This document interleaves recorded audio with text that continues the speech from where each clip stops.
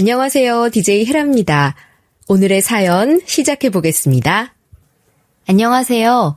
저는 서울 광진구에 사는 30대 후반 강서령이라고 합니다. 저는 풍족한 가정에서 태어나 부모님의 사랑을 듬뿍 받고 자랐어요. 그리고 제가 선택한 남자를 죽도록 사랑해서 부모님의 반대를 무릅쓰고 결혼에 골인했고 지금은 2명의 왕자님을 키우고 있는 엄마이기도 하죠. 오늘 여러분에게 인사를 드리는 이유는 제가 세상에서 가장 사랑하는 제 남편의 얘기를 좀 하려고요. 아마 직장인이라면 공감을 해줄 만한 그런 얘기일 거예요. 끝까지 들어주시면 감사하겠습니다. 이 얘기는 작년 연말에 있었던 일이에요. 작년 한 해는 남편에게 너무나도 바쁜 한 해였어요. 회사에서 맡은 역할이 커서 눈코 뜰 새 없이 바빴죠. 퇴근을 해서 집에 들어오는 남편의 얼굴은 늘 피곤해 절어 있었어요. 나름 내조를 하느라 비싼 영양제를 먹이고 피부에 좋다는 화장품도 사주고 쉬는 날에는 마사지도 받으러 다녔지만 얼굴빛이 나아지질 않더군요. 내색하지는 않았지만 늘 밤늦게까지 회사 서류를 들여다보며 잠든 남편의 모습이 짠하면서도 또 한편으로는 능력자니까 회사에서 중요한 일도 맡기지 싶어 자랑스러웠어요. 남편은 한마디로 워커홀릭이죠. 저는 그런 모습이 나쁘진 않았어요. 오히려 자랑스러웠죠. 그런데 어느 날부턴가 남편에게서 조금씩 서운한 점들이 생기기 시작했어요. 회사에서 일어난 일은 전혀 함구하고 제가 뭔가를 물어보면 귀찮다는 반응이었어요. 예전에는 퇴근하고 집에 들어오면 제가 물어보지 않아도 회사에서 일어난 일을 미주알 고주알 말했죠. 그럼 제가 그만 좀 해. 내가 당신 회사 일을 알아서 뭐하게. 하곤 했었는데 이제는 입을 꾹 다문 남편이 어쩜 그리도 서운한지요. 그러다 정말 서운한 일이 생겨버렸지 뭐예요.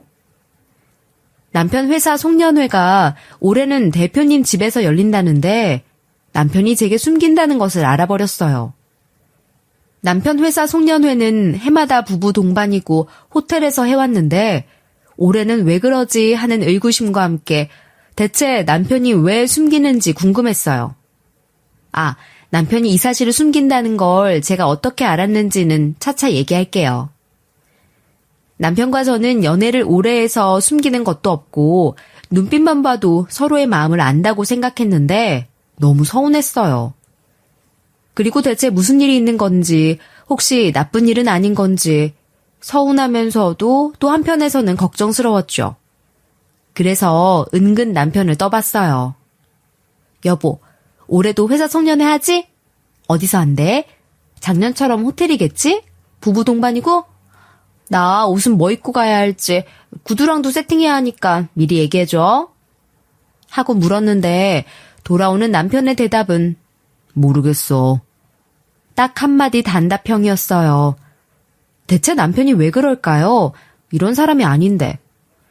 대체 대표 집에서 송년회를 한다는 걸 왜 속이는 건지 너무나 궁금했어요.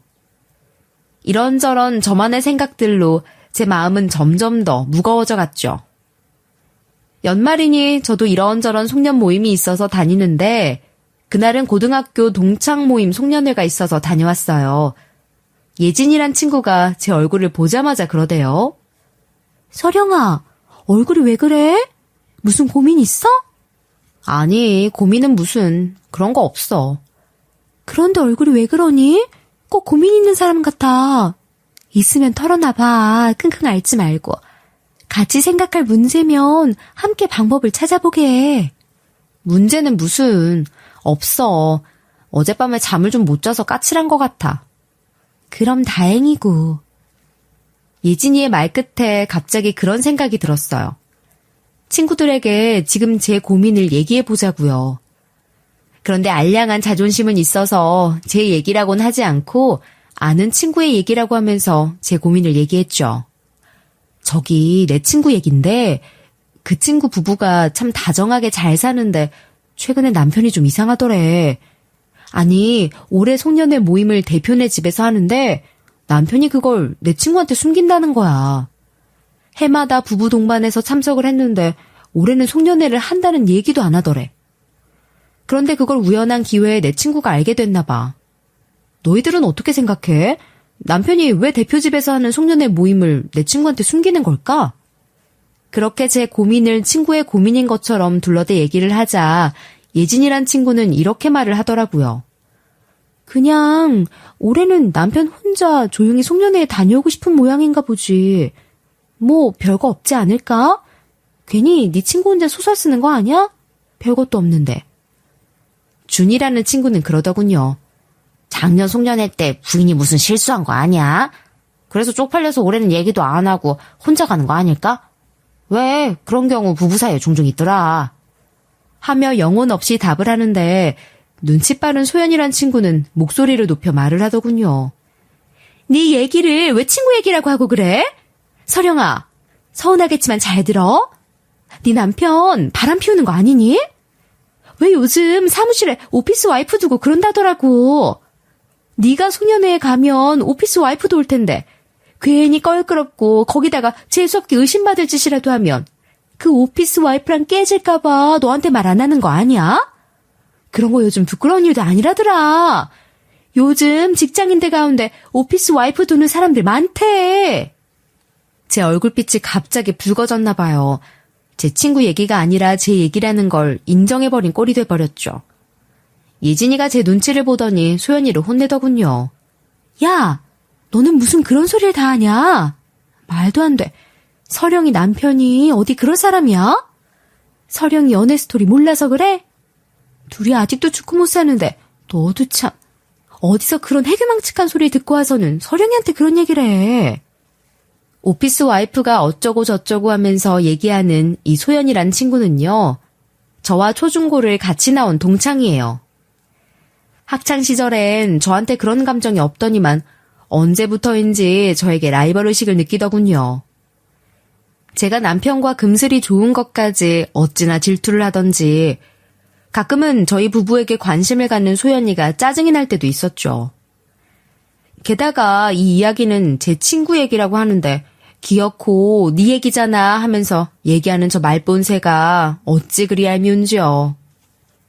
소연이의 말은 평소에 제가 잘 귀 기울여 듣지 않는 편인데 왠지 이번 일은 저에게 크나큰 고민인지라 소연이의 말을 무시하지 못한 채 소연이의 말을 귀담아 듣게 돼버렸지 뭡니까. 아무튼 소연이가 제 속을 뒤집어 놓은 날 동창 모임을 끝내고 집에 돌아와 보니 남편이 오늘따라 일찍 퇴근을 해서는 골아떨어져 있더군요. 술을 얼마나 마셨는지 술 냄새가 현관문을 열 때부터 진동을 했어요. 남편이 벗어놓은 옷들을 정리해서 세탁실로 가져가는데 아니 이 냄새는 여자의 향수 냄새가 제 코로 훅 들어왔어요. 뭐지? 이거 여자 향수 냄새인데? 제 손에 들고 있는 남편의 와이셔츠를 한참 동안 내려다보다가 뭔가 불길한 예감으로 와이셔츠의 냄새를 맡았는데 아니 글쎄 여자들이 흔히 쓰는 향수 냄새가 풍겼어요. 확실했죠. 그 순간 소연이의 말이 제 귀에 다시 맴돌았어요. 요즘은 사무실에 오피스 와이프 두고 그러는 남자 직원들이 많다는 말과 함께 제가 의심할까봐 송년회 모임에 부르지 않았을 거라는 그 말이요. 저는 그 자리에 남편의 와이셔츠를 손에 든 채로 주저앉아 버렸죠. 그리고 한참을 멍하니 앉아 있었어요. 그날 밤 남편은 피곤해져러 코를 드르렁 드르렁 골고 저는 그런 남편을 보면서 한숨도 자지 못했어요. 대체 이 여자의 향수 냄새는 뭘까? 대표네 집에서 송년회 한다는 것과 향수 냄새가 연관이 있는 걸까? 대체 나한테 숨기는 게 뭘까? 왜 부부 동반을 하지 않고 혼자 가는 걸까? 이런 궁금증을 아는 채로요. 다음날 아침이 됐어요. 해장국을 끓여 아침상에 올려놓고 넌지시 남편에게 물어봤죠. 당신 어제 누구랑 술 마셨어? 제 물음에 남편이 답을 시작하면 그 답에 맞춰 꼬리에 꼬리를 물어서 그간 궁금한 모든 것들을 물어보려고 했는데 남편은 단답형으로 딱 한마디 하더군요. 직원들이랑 가볍게 포장마차에서 소주 한잔 한 거야. 그러고는 입을 다물어버리더군요. 저는 할 수 없이 단도직입적으로 궁금한 걸 물어볼 수밖에 없었어요. 정말? 아닌 것 같던데. 와이셔츠에서 여자 향수 냄새 나던데? 여자 있는 곳 간 거 아니야? 나 그렇게 막힌 여자 아니야. 남자가 사회생활 하다 보면 그런 곳도 갈 수 있고 그렇지 뭐. 그런 거 속이고 그러지 마라.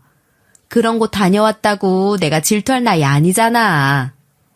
하며 웃는 얼굴로 말을 했는데 남편의 얼굴이 일그러지면서 화를 버럭 내는 겁니다. 그런 거 아니라니까. 아니니까 혼자서 넘겨짚지 말고 더 이상 얘기 꺼내지 마. 하면서 화를 내고서는 제 말을 막아버리더군요. 기분이 더러웠죠. 당신 요즘 나한테 대체 왜 그러는데? 내가 뭐 잘못했어? 잘못했으면 얘기를 해야지. 그렇게 꿀먹은 벙어리 마냥 혼자서 꽁에 있으면 나보고 어쩌라는 거야. 대체 뭔데? 얘기를 해야지. 내가 잘못한 게 있으면 고칠 거 아니야. 그랬더니 남편이 답 없이 숟가락을 놓고서는 자리에서 일어나 버렸어요. 이러지 않으려고 했는데 결국 저는 열이 받아버렸죠. 그러고는 일어서는 남편을 붙잡았어요. 내가 묻잖아. 여자 향수 냄새 그거 뭐냐고. 왜 답을 안 해주는데? 화를 낼 사람은 난데 왜 도리어 당신이 화를 내는데? 제 말에 뭔가 답을 할 줄 알았는데 도리어 남편이 확 짜증을 내는 거예요. 아무것도 아니라니까. 아무것도 아닌 일에 왜 신경을 쓰고 의미를 부여하고 그러는데? 정말 아무것도 아니야. 당신이 나라면 의미 부여 안 하게 생겼어? 그동안 이런 일이 한 번도 없었잖아. 그런데 요즘 나랑 대화하는 시간도 급격히 줄었지. 묻는 말에 대답도 안 하지. 얼굴은 수심이 가득해서 우울해서 다니지. 하다 이젠 와이셔츠에 여자 향수 냄새까지 묻혀오질 않나. 대체 내가 뭘 어떻게 해야 하는데? 당신 대체 왜 그러냐고. 그랬더니 남편이 한숨을 푹 쉬면서 거지에게 적선하듯이 그래, 여자 있는 술집 갔다 왔어. 됐냐? 그러더군요. 여자 있는 술집을 간 게 문제라는 게 아니라 성의 없는 그 말투에 저는 기분이 몹시 언짢았어요. 하지만 옛말에 아쉬운 놈이 우물 파는 거라고 했죠. 궁금해서 미칠 것 같은 건 저니까 화를 사귀면서 또 하나 더 궁금한 얘기를 물었죠. 나도 연말이면 송년회 모임이 많아. 일정 조정해야 하니까 당신 회사 송년회 날짜랑 장소 미리 알려줘. 그래야 내 스케줄도 잡지. 지금 당장 말해줘. 회사 송년회 모임 날짜가 어떻게 되고 장소는 어딘데. 저는 남편의 답을 기다렸건만 역시나 남편은 아무런 답 없이 코트를 들고 출근을 해버렸어요.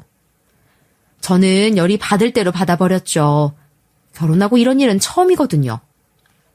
그러고는 여러 날이 지났을 거예요. 남편의 행동들이 점점 더 이상해져만 갔어요. 그날은 남편이 샤워를 하는데 휴대폰 전화벨이 울리더군요. 한 번 울리더니 받지 않으니 연거푸 또 전화벨이 울리는 겁니다. 남편은 욕실에서 샤워를 하느라 전화벨 소리를 듣지 못하고 있고요. 이거 분명 회사에서 급하게 오는 전화 같은데 하며 저는 휴대전화기를 욕실에 있는 남편에게 가져다 주려고 했죠. 그런데 제가 휴대전화기를 만지자 전화벨 소리가 뚝 끊기더군요. 그래서 남편에게 전화기를 주지 않아도 되겠다 싶어서 탁자 위에 다시 휴대폰을 가져다 놓으려고 하는데 왠지 휴대폰을 열어보고 싶었어요. 그럼 안 되는데 남편의 사생활을 존중해줘야 하는데 그날은 왠지 열어보고 싶더라고요. 고민을 하다가 휴대폰을 열어보는데 비밀번호가 걸려있는 거예요. 순간 또 저는 뭔가 벽에 부딪히는 기분이 들더군요. 아니, 언제부터 휴대전화에 이 사람이 비밀번호를 건 거지? 이 사람 진짜 날 신경 쓰이게 하네. 하며 한숨이 나왔어요. 불과 몇 달 전까지만 하더라도 휴대폰에 비밀번호 잠금은 없었는데 이제는 휴대폰에 비밀번호를 걸다니 왠지 느낌이 쎄했어요. 분명 이건 여자일 거라는 예감이 들더군요. 남편이 욕실에서 샤워를 마치고 나왔어요. 저도 모르게 그냥 말이 입 밖으로 튀어나와 버렸죠. 당신 언제부터 휴대폰에 비밀번호 건 거야? 그러자 남편이 제 손에 있는 자신의 휴대폰을 빼앗더니 버럭 이리 줘. 왜 남의 휴대폰을 만지고 그래? 하면서 화를 내는 겁니다. 정말 기가 막히더군요. 그뿐만이 아니었어요. 예전에는 전화벨이 울리면 자연스럽게 집안에서 통화를 했는데 이제는 전화벨이 울리면 전화기를 가지고 밖으로 나가는 겁니다. 제 눈치를 슬쩍 보면서요. 여기서 받아. 안 들을게. 하고는 저는 제 방으로 쑥 들어가 버렸죠. 그리고는 통화를 다 마친 것 같으면 제 방에서 나오곤 했어요. 그러고는 물어봤죠.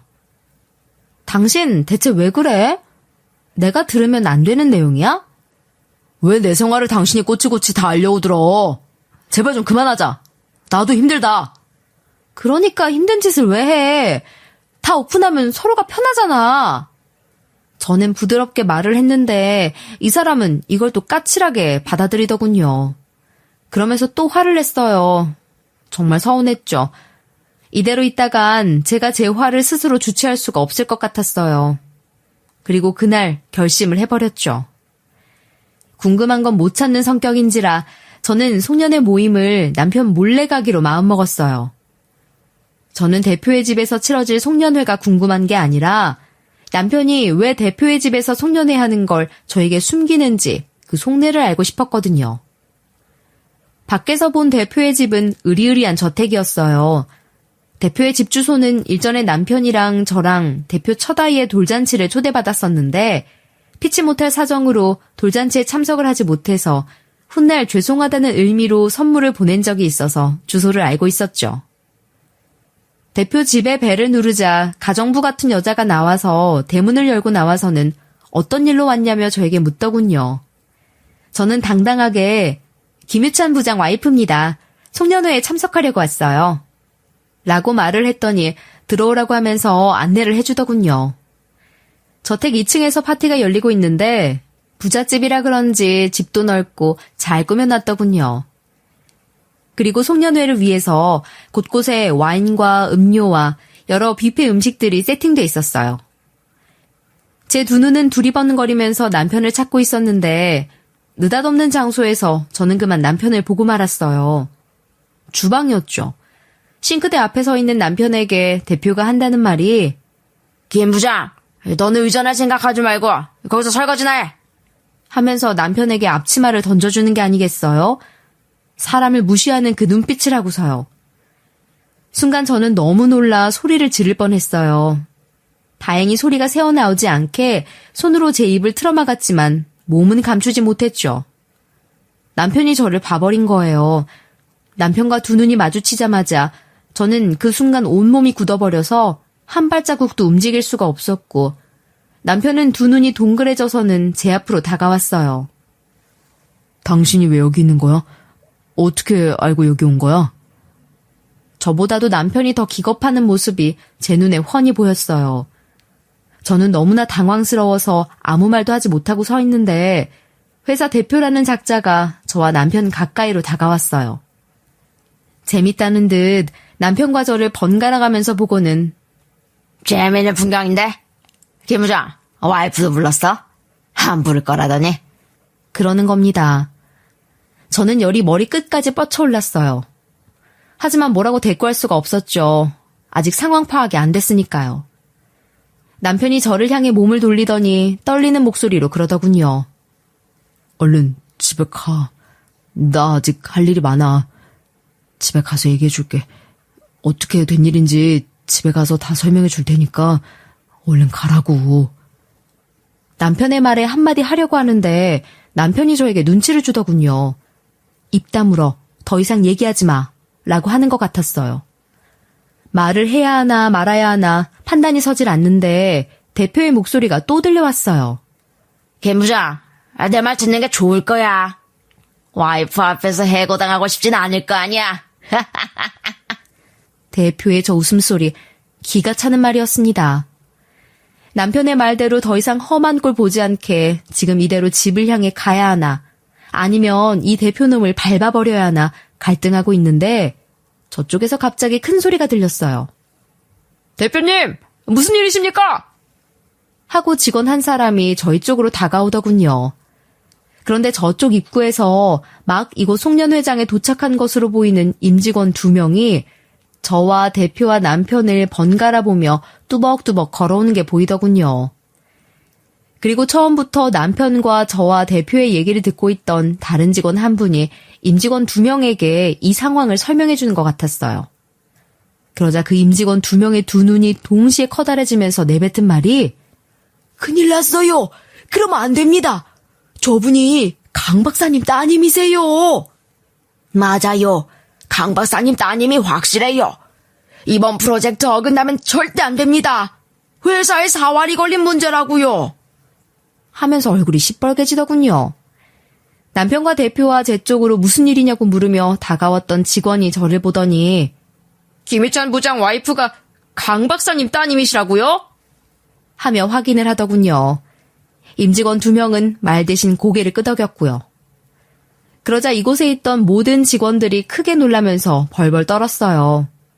그 사이 임직원 한 명이 정신을 바짝 차리고서는 대표에게로 달려가더니 큰 소리로 그러더군요. 대표님, 이러시면 안 됩니다. 여기 서 있는 이분이 강 박사님 따님이세요. 이번 라이센스 체결에 지대한 공을 주신 분이죠. 김유찬 부장 와이프가 강 박사님 따님이시라고요. 저희 회사 망하게 하려고 작정하셨어요. 이번 프로젝트에 회사 전체의 운명이 걸렸다고요.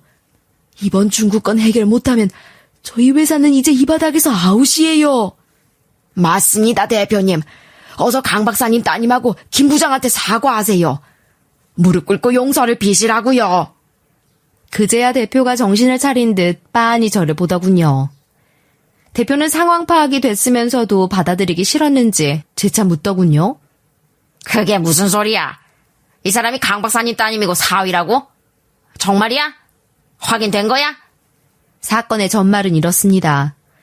최근 남편 회사가 공을 들이고 있는 프로젝트가 있는데 그 안에 꼭 들어가야 할 핵심 기술이 하나 있죠. 그런데 그 기술이 바로 저희 아빠가 특허를 받은 핵심 기술이에요. 우리 아빠로 말할 것 같으면 공학 박사세요. 대학에서 제자들을 가르치시다가 학교를 그만두시고 창업을 해서 선박에 들어가는 몇 가지 신기술들을 보유하고 계세요. 대중적으로 알려진 유명한 박사는 아니지만 업계에서는 아는 사람들은 다 아는 그런 분이시죠. 저 또한 아빠 일을 어릴 때부터 종종 돕곤 해서 전문적인 지식까지는 아니더라도 업계 돌아가는 상황은 좀 알고 있는 편이에요. 그리고 남편도 동종업계인 선박회사에 다니고 있어요. 한국은 세계 2위의 선박 건조 시장을 갖추고 있으니 유명한 대기업 말고도 관련 회사들이 많은 편이니까요. 그즈음 남편의 회사에서 아빠의 라이센스가 필요한 상황이라는 걸 저는 아빠 일을 돕다 보니 알고 있었던 거죠. 남편은 저에게 회사에서 아빠의 라이센스가 필요하다는 것을 한 번도 말하지 않았어요. 말하지 않은 이유를 저는 알고 있죠. 남편은 아빠에게 얘기를 해서 그 핵심 기술을 넣을 수 있도록 부탁하면 되는데 알량한 자존심에 그러지 못하고 있는 거죠. 사실 아빠가 남편과 저의 결혼을 엄청나게 반대해서 지금도 아빠와 남편의 사이가 어색한 편이거든요. 더 솔직하게 얘기를 하자면 남편은 세컨드의 아들이에요. 옛날로 치자면 서자 그런 거죠.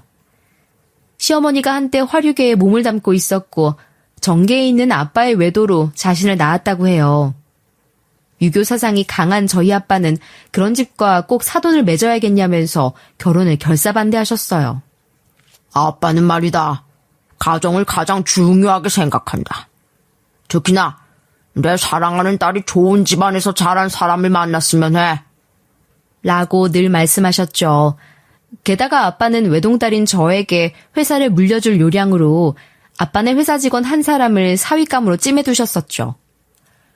그런데 아빠가 사윗감으로 찜한 사람은 만나볼 생각조차 하지 않고 집안도 아빠의 기준으로는 가당치도 않고 학벌도 별로인 남자를 사윗감으로 데려왔으니 아빠는 화가 날 수밖에요.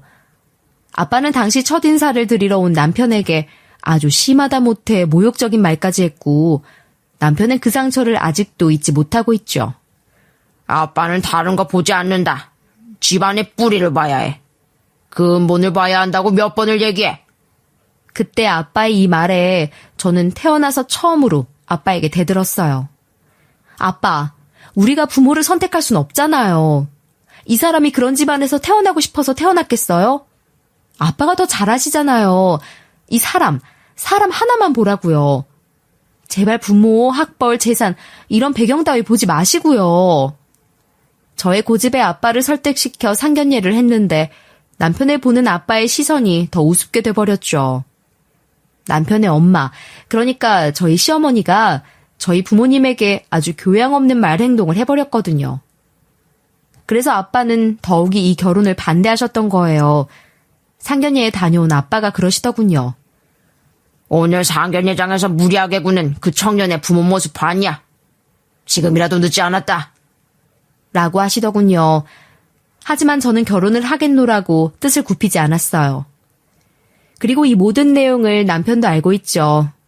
그래서 아직도 남편은 아빠에게 거리감을 두고 있는 거예요. 결혼 이후로 저는 어떻게든 두 사람의 거리를 좁혀보기 위해 기회를 보고 있었는데 마침 그 기회가 찾아온 거죠. 일단 제 선에서 적당히 아빠에게 화해의 제스처를 청하고 남편 몰래 일을 진행시키기 위해 임직원과 자리를 마련했던 거였어요. 아빠는 자신의 라이센스를 쉽게 허락하지 않죠. 돈이 목적이 아니라 아빠는 자신의 기술이 값어치 있는 곳에 쓰이길 바라시는 거였어요. 그래서 아빠의 라이센스를 꼭 필요한 사람들에겐 돈을 많이 요구하는 게 아니라 조건을 많이 요구하시죠. 그리고 그 조건은 좀 까다로운 편이에요. 나는 내 기술이 많은 곳에 쓰이길 원하지 않아. 비슷한 라이센스는 얼마든지 있다. 그런데 이왕이면 바람직한 곳에 꼭 필요한 곳에 쓰였으면 해. 라고 평소에 자주 말씀을 하셨죠. 그런데 남편 회사에서 추진하고 있는 중국 계약건에 반드시 아빠의 라이센스가 필요하다는 걸 알게 됐어요. 그런데 아빠는 쉽게 허락을 해주지 않으셨죠. 대표가 나서서 일을 직접 진두지휘해야 하는데 아랫사람들을 보내는 것부터 마음에 들어하지 않으셨어요. 남편 회사에서 아빠를 설득하는 일이 남편에게 주어졌던 거예요. 그런데 남편은 아빠를 만나서 설득하려는 시도조차 하지 않고 오히려 아빠의 라이센스를 사지 말고 단독으로 남편 회사에서 기술을 만들자고 주장을 했던 거예요. 그런 과정에서 대표의 눈밖에 나게 됐고 그 보복으로 대표는 남편에게 회사 일하지 말고 잡일이나 하라고 시키게 된 거죠. 그 후로도 남편 회사에서는 공식적으로 아빠에게 여러 차례 라이센스 계약을 맺자고 했지만 거절을 당했어요. 그래서 여러 루트를 통해 아빠와의 개인적인 접촉을 시도하는 중이었죠. 저는 그 사실을 알게 됐고 남편에게는 이 일에 대해서 전혀 묻지 않았어요. 그리고 저는 남편 회사의 임직원과 만나자고 제의를 했죠. 아빠도 딸인 제가 나서서 설득하니 결국 제 말을 들어주시더군요. 약속 장소에 나온 임직원 두 분은 송년회 때마다 제 얼굴을 봐서 쉽게 저를 알아보시더군요. 우리 어디서 뵌 적 있지 않냐고 물어보셨어요. 네, 맞아요. 김유찬 부장 와이프예요. 제가 남편 이름을 대자 임직원 2명이 당황을 하더군요. 맞아요. 본인들은 저희 아빠의 사무실에 온 거니까요. 저는 이어서 제 소개를 했어요. 제가 딸이라고 하자 2명의 임직원이 깜짝 놀라더군요. 당연하죠. 한 번도 저는 제가 누군가의 딸이라고 말한 적이 없으니까요. 그리고 남편 회사에서도 남편이 저희 아빠 사위라는 걸 아는 사람은 한 명도 없으니까요. 세상에, 김 부장이 강 박사님 사위였단 말이에요. 그런데 김 부장은 이런 백을 두고도 왜 일을 성사시키지 않고 고집을 부린 거야, 참. 우리한테 한마디 언질이라도 줬으면 좋았을 텐데. 그랬으면 우리가 미리 나섰을 텐데. 사모님께서 이렇게 저희를 만나자고 하지 않으셨으면 일이 더 고일 뻔했습니다. 라고 하더군요. 맞는 말이죠. 남편의 고집도 아빠의 고집도 만만치가 않아요. 이번 프로젝트 건은 제가 아버지한테 말씀 잘 드려서 성사가 이뤄지도록 하겠습니다. 대신 제 남편인 김유창 부장에겐 아무 말도 말아주세요. 제가 직접 나섰다는 걸요. 실은 남편에겐 제가 서프라이즈로 알려주고 싶어서요. 이해해 주실 수 있죠? 그럼요. 회사의 명운이 달린 일인데 함구하고 말고요. 그렇게 하고 말고요. 아무튼 너무 감사드립니다. 강 박사님 따님을 가까운 곳에 두고 저희는 다른 곳에서 루트를 찾고 있었어요. 그리고 저는 한 가지 부탁을 더 했어요. 혹시 다른 사람들이 알게 되면 소문이 나서 남편 귀에 들어갈지도 모르니 꼭 두 분만 제가 강 박사님 딸이라는 걸 알고 있었으면 해요. 아버지도 저도 인맥을 통해서 일하는 걸 별로 좋아하지 않거든요. 걱정 마십시오. 절대 비밀로 하겠습니다. 라이센스를 허락해 주시는데 그런 비밀이야 지켜드리고 말고요. 아무튼 다시 한번 감사드립니다. 하면서 임직원 2명은 저에게 굽신거리더군요.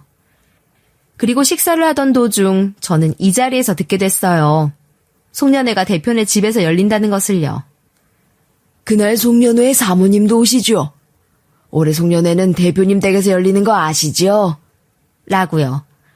저는 남편에게 들은 바가 없지만 곧 남편에게 들을 거라 기대를 하고 아, 네, 당연히 가야죠. 라고 답을 했죠. 그리고 이 자리에 오게 된 거예요. 대표는 제가 강 박사의 딸이라는 것을 알게 되자 직원들에게 버럭 화를 내더군요. 아니, 그걸 왜 이제야 말합니까? 대표인 제가 가장 먼저 알아야 할 사항 아닙니까? 강 박사님이 라이센스를 사위 얼굴 보고 줬다는 걸 미리 보고를 하셨어야죠. 이렇게 정보가 느려서야 원. 대표님, 그게 말입니다. 말할 수 없는 사정이 있었습니다. 임직원은 대표에게 말하면서 어쩔 줄 몰라하며 당황스러운 표정 역력했어요. 눈치 빠른 대표가 갑자기 태도를 바꾸더니 제 곁으로 와서는 굽신굽신 하더군요. 저희 업계에서 가장 훌륭하신 강 박사님 따님이 김 부장 와이프라니 이런 인연이 없네요.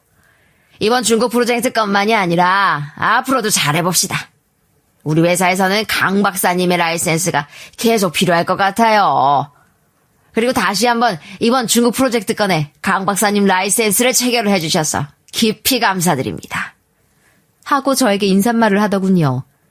그리고 남편에게는 그간의 안면을 싹 바꾸고서는 아주 친절한 눈빛을 보내더군요. 그러고는 목소리를 내려 깔고서는 한다는 말이 자네 거기서 뭐해?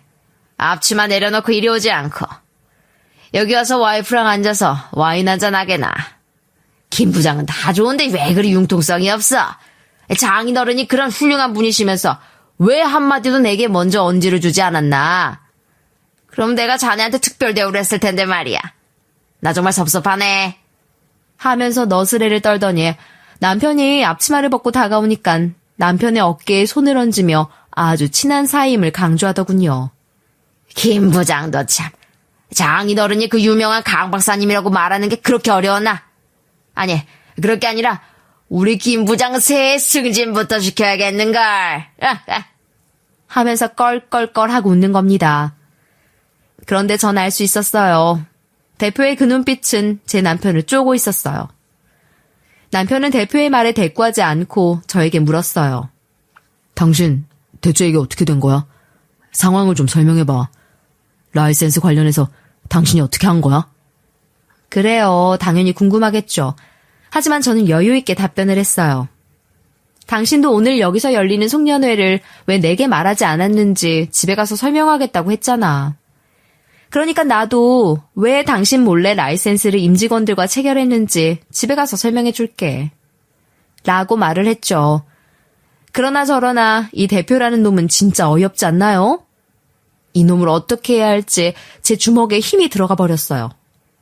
아니, 상식적으로 어떻게 회사 직원에게 설거지를 하라면서 앞치마를 던질 수가 있나요?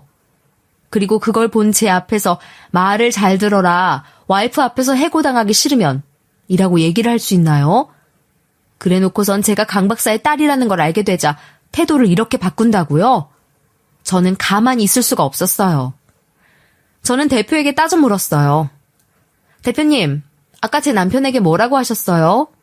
와이프 앞에서 해고당하고 싶지 않으면 똑바로 하라고요? 이 회사는 아직 이런 말들이 통하나 보죠? 그랬더니 대표라는 작자가 표정이 변하더군요. 어금니를 꽉 깨무는 모습을 저는 보고 말았어요. 하지만 저는 이 대표 가만둬서는 안 된다는 생각을 했어요. 대표님? 왜 답이 없으세요? 그러자 대표가 씩 웃으면서 말을 얼버무리더군요. 그게 제가 자주 쓰는 농담입니다. 요즘 세상에 직원을 함부로 어떻게 제 마음대로 자르나요? 김 부장이 원체 제 동생 같은 사람이라서 가끔 그런 농담을 합니다. 안 그러나 김 부장? 남편은 대표의 말에 대답하지 않고 아주 심각한 표정으로 있었어요. 저는 그런 남편에게 말을 건넸어요. 아니 여보, 이런 대접을 받고 그렇게 열심히 일한 거야? 말을 좀 해봐. 어떻게 당신이 이런 회사를 다닐 수 있는 거야? 기가 막히네. 뉴스에서나 봤지, 직장 내 괴롭힘. 직장 내 갑질하는 회사에 내 남편이 다니고 있을 줄은 꿈에도 몰랐네? 저는 너무나 화가 나서 어쩔 줄을 몰랐죠. 대표도 이제야 정신이 드는지 저를 설득하려고 잔머리 굴리는 모습이 보였고 직원들도 눈치껏 제게 와서 저를 달랬죠. 죄송합니다. 면목이 없습니다. 대표는 이 사람에게 눈치를 주더군요. 더 말을 하라는 것 같았어요. 어떻게 하면 저희 사모님 화가 풀리실까요? 그러는 겁니다. 어이가 없어서요. 저는 한마디 해버렸습니다. 이 회사는 이상하네요. 아니 지금 이게 제 화를 푼다고 될 일입니까? 회사 시스템이 잘못된 것 같은데요. 제가 남의 회사 시스템에 왈가왈부할 수는 없지만 제가 지금 본 이 상황은 그래 보이네요.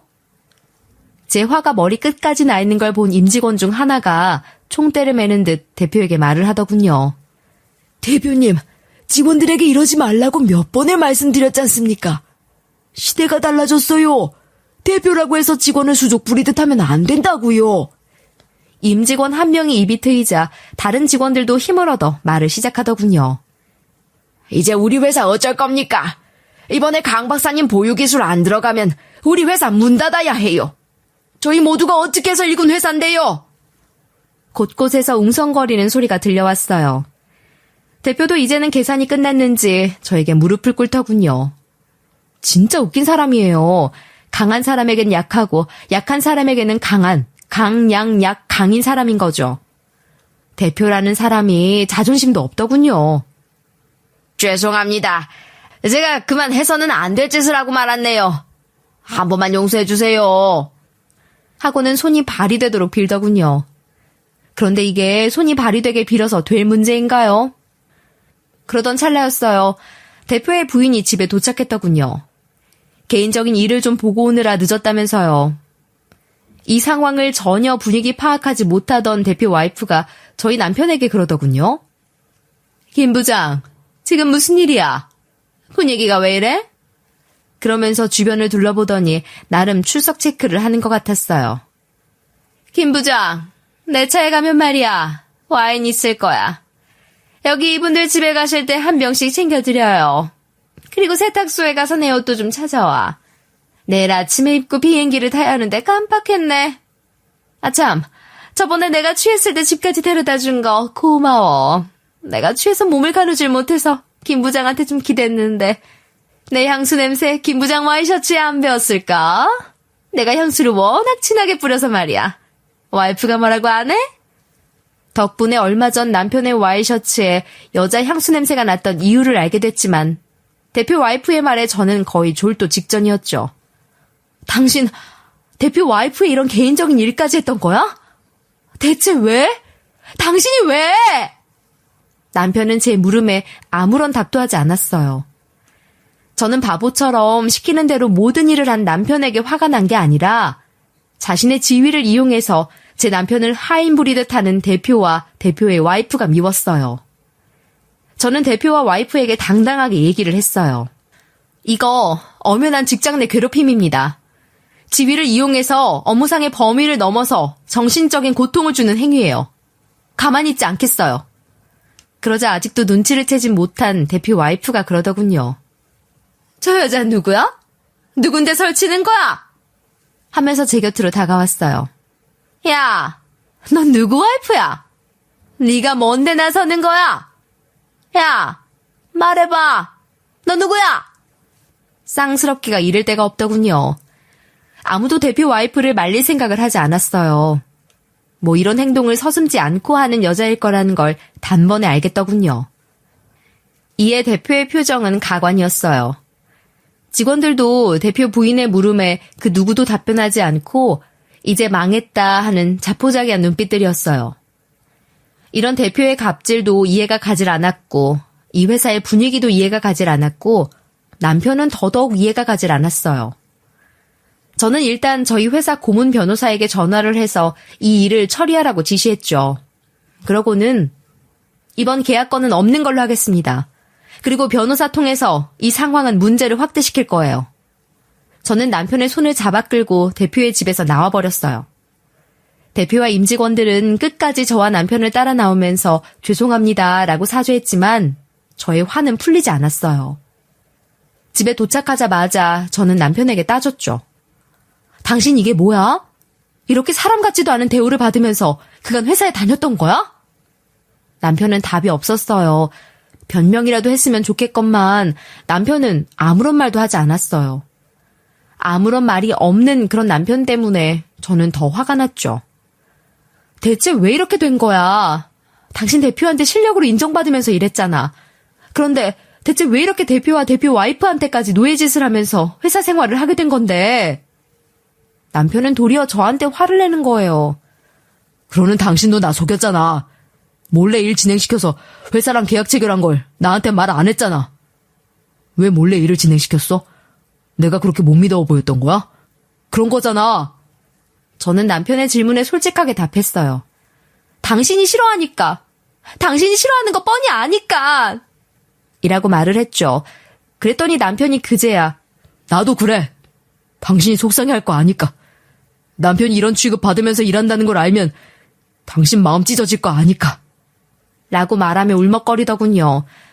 그동안 회사에서 겪었던 서러움이 터진 남편은 엉엉 울었고 저는 더 이상 그런 남편의 말을 듣지 않아도 알 것 같아서 더 이상 말하지 말라며 위로를 해주었어요.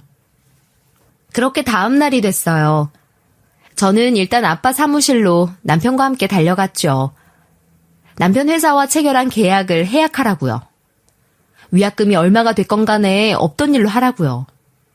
아빠는 깜짝 놀라더군요. 대체 이유가 뭐냐고 물으셨죠. 저는 사실대로 얘기를 했어요. 아빠, 세상 이 사람이요. 대표네 집에서 열린 송년회에서 앞치마를 두르고 있더라고요. 그것도 앞치마를 매라고 대표라는 작자가 남편에게 던져주더라고요. 이게 요즘 세상에 있을 법한 얘기예요? 말도 안 되는 얘기예요. 있을 수 없는 얘기라고요. 제 말을 듣고 난 아빠가 남편에게 물었어요. 왜 당하고만 있었나? 직장 내 괴롭힘으로 신고하지 그랬어. 그리고 자네, 나한테 왜 도움을 청하지 않았나? 내가 가진 기술이 자네 회사에 꼭 필요하지 않은가? 쉬운 길을 두고 왜 미련스럽게? 아빠도 답답해하셨어요. 한참 후에야 마음이 가라앉은 모양인지 남편이 말을 시작했죠. 아버님 도움 없이 저 혼자서 해낼 수 있다는 걸 보여드리고 싶었습니다. 제가 괜찮은 사람이라는 거 입증하고 싶었어요. 그래서 아버님 도움도 끝까지 받지 않으려고 했던 거고 대표의 괴롭힘도 성공하고 싶어서 참았어요. 참고 참아서 대표 눈에 들고 싶었어요. 아버님 저 인정 안 하시잖아요. 결혼도 그렇게 반대하시고 그래서 어떻게든 일 잘해서 대표 눈에 들어 최고 자리까지 올라서 아버님께 보여드리고 싶었습니다. 대표가 설거지를 시키면 하고 욕하면 욕도 듣고요. 그뿐인 줄 아세요? 저요. 대표 마누라 뒤치다거리도 다 했어요. 백화점 환부심부름에 세탁소, 마트 심부름까지요. 저번에는 여자 향수가 제 와이셔츠에 묻었다고 설영이가 의심을 하대요. 그거 대표 와이프가 술 마시고 취해서 저한테 기대는 바람에 제 와이셔츠에 묻은 거였어요. 아버님, 저 그렇게라도 성공하고 싶었습니다. 남편의 진심 어린 얘기를 듣고 나서 아빠는 한숨을 내쉬셨어요. 그러고는 그간 쌓아놓은 마음을 열어놓으셨죠. 자네 그렇게 노력하지 않아도 이미 내 사위야. 자네 업계에서 일 잘한다는 소문 내가 들었어. 적당한 시기에 내 회사로 부르려고 했는데. 아빠는 이제 남편에 대한 감정이 온전히 풀린 듯 보였어요. 내가 왜 자네와 내 딸 결혼을 반대한 줄 아나? 물론 집안 문제도 있지만 자네 부모님 때문만은 아니었어. 바로 그런 점 때문이야. 왜 사람이 매사에 여유가 없어? 모래를 움켜쥐어봐. 다 손가락 사이로 빠져나가지. 안 그래? 이제는 그러지 말고 여유를 좀 가지게나. 그리고 자네 그 회사 다니면서 많이 배웠을 거야. 깨달은 게 많을 거야. 나쁜 기억이긴 하지만 그 회사에서 일했던 걸 발판으로 내가 만든 회사 키워보게나. 아버님, 죄송합니다. 저 이제야 알았어요. 남편은 아빠 품에 안겨서 그간에 쌓인 고통에 대한 눈물을 흘려보냈죠. 남편은 워커홀릭으로 대표에게 충성했지만 대표는 그런 남편의 충성심을 오히려 이용했던 거죠. 저는 남편이 너무나 가여웠어요. 그 후 아빠는 저를 대신해서 그 회사와의 계약을 완전히 파괴해버렸죠. 위약금은 그렇게 많지 않았어요. 애초에 계약이 남편 회사가 아쉬운 처지라서 계약이 파괴됐을 때의 계약금을 아주 적게 설정을 했거든요. 그 일로 남편의 회사는 난리가 났죠. 아빠와의 계약 해지건뿐만 아니라 직장 내 괴롭힘 문제가 더 크게 부각이 됐어요. 대표로부터 괴롭힘을 당하는 직원들은 남편뿐만이 아니었어요. 대표는 공개석상에서 소리를 지르는 것은 물론이거니와 벽을 치거나 테이블을 치는 위압감을 주는 행위도 잦았죠. 직원들에게 반말은 기본이며 개인적인 업무를 여러 명에게 지시했더군요. 이런 내용들이 CCTV에 포착이 됐고 직원들의 증언이 생생하게 있었죠. 하루는 직원들이 저에게 찾아왔더군요. 감사하다고요. 그러면서 하는 말이 저희 직원 모두는 대표님 한 사람 때문에 큰 스트레스를 받으면서 일해왔어요. 이건 직장이 아니라 매일매일 감옥에 출근하는 것과 같았죠. 몸과 마음에 씻을 수 없는 상처를 입은 직원들이 한둘이 아니에요. 그래도 신고할 생각조차 하지 못했어요. 부당한 대우를 받을까 봐서요. 보복당하고 심지어는 직장을 잃을까 봐서요. 그리고 업계에 소문이 돌면 다른 직장에서도 저희를 받아주지 않으니까요. 집단 소송까지도 생각을 해봤지만 종대를 맬 사람이 없었고 그 사이에 서로가 서로를 믿을 수가 없었죠. 그래서 직장 내 폭행으로 소송을 걸 수 없었어요. 그리고 직장 내 괴롭힘이 외부에 알려지기까지 했죠. 솜방망이 처벌이 되지 않게 직원들은 한 목소리를 냈어요. 타사에서도 힘을 보태줬죠. 대표는 남편뿐만 아니라 전 직원에게 사죄를 했지만 응어리진 직원들의 마음을 돌릴 수가 없었어요. 대표는 합의를 원한다면서 직원들에게 피해 보상 금액을 제시했지만 직원 누구 하나도 합의를 원치 않았죠. 결국 대표는 감옥에 가게 됐고 그제야 직원들이 얼마나 무서운지 또 세상에는 법이 존재한다는 사실을 알게 됐다더군요. 대표 와이프 역시 뇌물을 받은 게 포착이 돼서 감옥 신세를 지게 됐죠. 남편은 퇴사를 하고 지금 아빠 회사로 왔어요. 저와 이제 일을 하면서 아빠의 회사를 더 키워나갈 생각이에요. 남편과 저는 예전 관계로 돌아왔죠. 지금까지 저희 얘기 들어주셔서 감사합니다.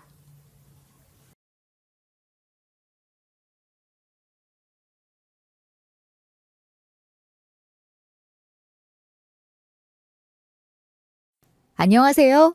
DJ 현희입니다. 오늘의 사연 시작해 보겠습니다. 안녕하세요. 저는 부산에 사는 20대 중반이고요. 이름은 빛나라라고 합니다.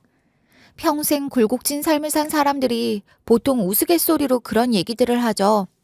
내 얘기를 책으로 펴내면 10권도 넘는 대하소설이 될 거라고요. 맞아요. 제 인생도 그래요. 제가 살아온 얘기를 책으로 쓴다면 소설책 10권이 다 뭡니까? 아마도 20권은 넘을 거예요. 겨우 20대 중반이 무슨 사연이 그리 많아 소설책이 20권이냐 하시겠지만 지금부터 제가 하는 얘기를 들으시면 고개를 끄덕여 주실 거예요. 지금부터 소설책으로 펴내도 모자랄 제 얘기를 시작해 보겠어요. 끝까지 들어주시면 감사하겠습니다. 저는 이혼 가정에서 홀어머니와 둘만 살다가 제가 중학교 2학년 때 엄마가 새 가정을 만드셨어요. 새아빠와 그리고 저보다 2살 어린 새 여동생과 엄마와 저는 새 가족이 되었어요. 새 가족들은 출발부터 저를 버거워했어요. 외식 한번 하는데 뭐가 이렇게 너무 번거로워. 휠체어를 뺐다 넣었다 장난이 아닌걸. 너무 힘들다. 이 땀 좀 봐. 아침에 일어나 밤에 잠자리에 들 때까지 저를 챙기는 엄마의 모습을 보고 새 여동생은 이해할 수 없는 표정으로 때로는 질투 어린 시선으로 저를 쳐다보았고 보다 못한 새아빠가 저에게 그러시더군요. 스스로 할 수 있는 게 아무것도 없네. 너무 오냐오냐 하는 거 아니야? 자립할 수 있게 부모부터 앞장을 서야지. 안 그래? 새아빠는 이런 식의 쓴소리를 제 앞에서 스스럼 없이 하셨고, 반대로 새 여동생은 저를 쏘아보기만 했지 말 한마디를 걸지 않았어요. 그러다 엄청난 일이 생기고 말았죠. 2살 어린 새 여동생이 제가 다니고 있는 고등학교에 신입생으로 입학을 하게 되었는데, 저 때문에 놀림을 받게 된 거예요. 그 고3 휠체어가 네 언니야? 너 등신 동생이었네? 언니가 등신이면 동생도 등신 아냐? 친구들의 놀림이 시작되었고, 새 여동생은 학교에서 왕따가 되어버렸죠. 급기야 새 여동생은 학교를 가지 않겠다고 선언을 해버렸죠. 할 수 없이 저는 고등학교 3학년 초에 자퇴를 하게 되었어요. 1년만 다니면 고등학교 졸업장을 받는데 말이죠. 그리고 새 여동생은 전학을 가게 되었어요. 엄마는 새아빠와 새 여동생이 없을 때 눈물을 흘리셨어요. 나라야, 엄마가 미안하다. 이럴 줄 알았으면 재혼 안 하는 건데 엄마 생각이 짧았어. 지금까지 이야기를 듣고 느끼셨죠? 맞아요. 저는 지체장애인입니다. 저의 오른손은 멀쩡한데 왼손의 5손가락 모두를 사고로 잃었고, 왼쪽 다리의 가로 발목뼈 관절 이상의 부위를 잃어 왼쪽 다리가 자유롭지 못해요. 목발을 짚고서는 걸을 수 있지만 주로 휠체어를 사용하죠. 제 나이 6살에 교통사고가 났는데 정확히 제 몸 왼쪽을 자동차 바퀴가 밟고 가버린 거예요. 저는 죽다 살아났지만 장애를 피할 수는 없었어요. 사람들은 제 왼손에 5손가락이 없는 줄은 몰랐어요. 왜냐하면 제가 손수건으로 제 손을 돌돌 감싸고 다녔으니까요. 제 왼손은 제가 보기에도 끔찍했어요. 사람들도 제가 손을 다쳐서 저렇게 손수건을 돌돌 감싸고 다니는구나 라고 추측이야 하겠지만, 실제로 손가락이 없는 제 손을 보게 되면 아마 끔찍하게 생각할 거예요. 제 자신도 제 왼손을 보지 않으려고 애쓰니까요. 그렇게 가족들과 불편함 속에서도 꿋꿋하게 지냈는데, 야속하게도 엄마가 지병으로 돌아가셨죠. 엄마, 그럼 난 어떡하라고. 엄마 가지마. 제발. 엄마가 돌아가시면서 이 세상에는 저 혼자 남게 되죠. 저는 어떻게 하면 좋을까요? 속으로 너무나 불안했어요. 그런데 제 불안한 생각이 현실로 나타났어요. 엄마가 세상에 없자 새 가족들은 저와 사는 걸 불편하게 생각하더군요. 제가 생각해도 그래요. 무엇보다 새 가족과의 연결고리인 엄마가 없는데 같이 살아야 할 이유가 없죠. 새 아빠는 내색하지 않았지만 새 여동생은 저에게 대놓고 그러더군요. 아마 이 말이 새 여동생이 저에게 건넨 첫 마디였을 거예요. 너네 엄마도 돌아가셨고 너도 이제 어린애도 아니고 성인인데 우리가 같이 살 이유가 없지 않겠니? 너도 알지? 우리가 가족이 아니라는 건? 맞아요. 저는 이들에게 매달릴 이유가 하나도 없었어요. 엄마가 없으니까요. 네, 빨리 이 집에서 나가겠습니다. 저는 매달리지도 않고 이 말과 함께 하루라도 빨리 독립을 하겠노라고 말씀드렸어요. 저는 중복장애를 가지고 있어서 합산 판정을 받아 장애인 보조금이 제법 크고, 여기에 혼자 살게 되면 기초수급까지 받을 수 있어서 적지 않은 정부 지원금을 받을 수 있죠. 혼자 살기에는 충분한 돈이죠. 하루빨리 새아빠 집에서 나가기로 마음먹고 저는 주민센터와 장애인센터 등을 다니며 제 거처를 알아보았어요. 운이 좋게도 장애인 임대아파트 1층에 자리가 나서 저는 혼자 살 수 있게 되었어요. 독립한 저는 장보기, 산책하기 등 엄마와 함께했던 모든 걸 혼자 하기 시작했어요. 모든 일이 쉽지 않았고 어려운 점이 많더군요. 세상은 멀쩡한 신체를 가진 사람들에게 맞춰져 있으니까요. 그리고 엄마와 다닐 때는 몰랐는데 주변의 시선이 왜 그리도 따갑게 느껴지는지요. 한 번은 장을 보고 오는데 돌부리에 걸려서 휠체어가 뒤집어져 버렸죠. 순간 생각나는 건 엄마의 얼굴이었지만 엄마가 이제 제 곁에 없으니 저 혼자서 일어서야죠. 혼자서 온 힘을 다해 일어나 뒤집어진 휠체어를 바로 세우고 바닥에 떨어진 장바구니를 주워들었어요. 다시 가던 길을 가려고 휠체어에 앉는 순간 제 눈에 들어온 건 사람들의 시선이었어요. 그 누구 하나 저를 도와주려 하지 않았고 제 갈 길을 가는 사람들이더군요. 애초에 도움을 바라는 건 아니지만 그래도 이 많은 사람 중에 한 사람이라도 괜찮으세요? 도와드릴까요? 라고 단 한 사람만 말했더라면 제 마음이 조금은 따스하지 않았을까 싶더군요. 그리고 또 저는 자립을 위해 장애인 센터에서 장애인 진로 탐색 프로그램을 들으며 앞으로 어떤 일을 오래 할 수 있을지, 제 적성에 맞는 어떤 일을 할지 고민하기 시작했어요. 그러다 생각지도 않은 일이 저에게 생겼어요. 우연히 남편을 만나게 되었어요. 남편은 세탁소 직원이었는데 저는 휠체어를 타고 다니다 보니 세탁소를 힘들게 가야 했죠. 남편은 땀을 뻘뻘 흘리며 옷을 맡기러 온 저를 보고 고객님, 앞으로 힘들게 세탁물 찾으러 오지 않으셔도 됩니다. 주소 알려주시면 제가 서비스로 맡기신 옷들 가져다 드릴게요. 고맙게도 저에게 그러는 거예요. 감사합니다. 세탁량이 적어서 사장님께서 배달이 안 된다고 하셨는데 이렇게 배달해 주셔서 너무 감사합니다. 남편은 세탁한 옷을 저에게 가져다 주면서 자신의 휴대폰 번호를 주더군요. 고객님, 혹시 맡기실 세탁물이 있으시면 전화 주세요. 제가 가지러 오겠습니다. 이때만 해도 저는 남편이 장애인을 배려해주는 친절한 사람이라고 생각했어요. 그리고 3번 정도 옷을 더 맡길 때쯤 남편이 세탁한 옷을 저희 집에 가져다 주면서 저에게 데이트 신청을 하더군요. 나라 씨, 바람 쐬러 가실래요? 제가 휠체어 밀어드릴게요. 저 그거 잘해요. 저는 싫지 않았어요. 저도 이성 친구 한 명쯤은 있길 바랬으니까요. 남편은 저와 산책을 하면서 적당한 타이밍을 잡고서 그러더군요. 저 나라 씨와 진심으로 사귀어 보고 싶습니다. 나라 씨는 저 어떠세요? 저도 남편이 좋았기 때문에, 싫지 않았기 때문에 얼떨결에 데이트를 수락했어요. 하지만 설레는 마음에 데이트를 하면서도 저는 은근히 남편을 경계했어요. 그리고 하루는 술 한잔을 하게 되었고 그 술 기운을 빌려 정말 궁금한 걸 물었죠. 당신같이 멀쩡한 사람이 왜 저 같은 장애인에게 관심을 가지시죠? 설마 저한테 바라는 게 있으세요? 그런 거라면 미리 말씀하세요. 그리고 저는 가진 게 아무것도 없는 사람이에요. 아파트는 장애인 임대 아파트고요. 정부에서 나오는 보조금으로 겨우 살아요. 제 말에 남편이 어이없다는 듯 웃더군요. 그러면서 자신의 속마음을 얘기하더군요. 우리 엄마 얘기를 먼저 해야 할까요? 우리 아빠 얘기를 먼저 해야 할까요? 아무튼 저는 엄마가 돌아가시고 아빠와 의절하며 살아요. 그 이유는 아빠가 엄마를 많이 괴롭히셨기 때문이에요.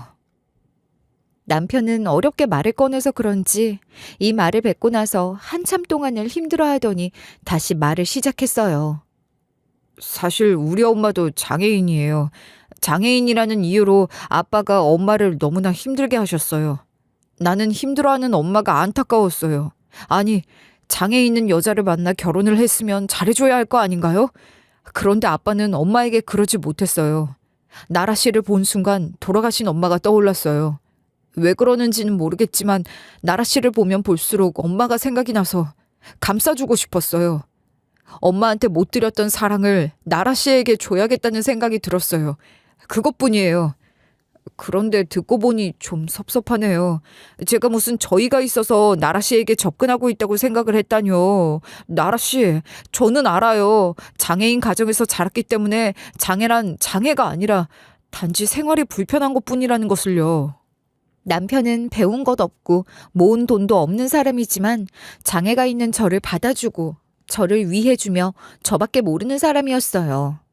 우리는 만난 지 1년도 채 되지 않았는데 함께 살기로 결정을 했죠.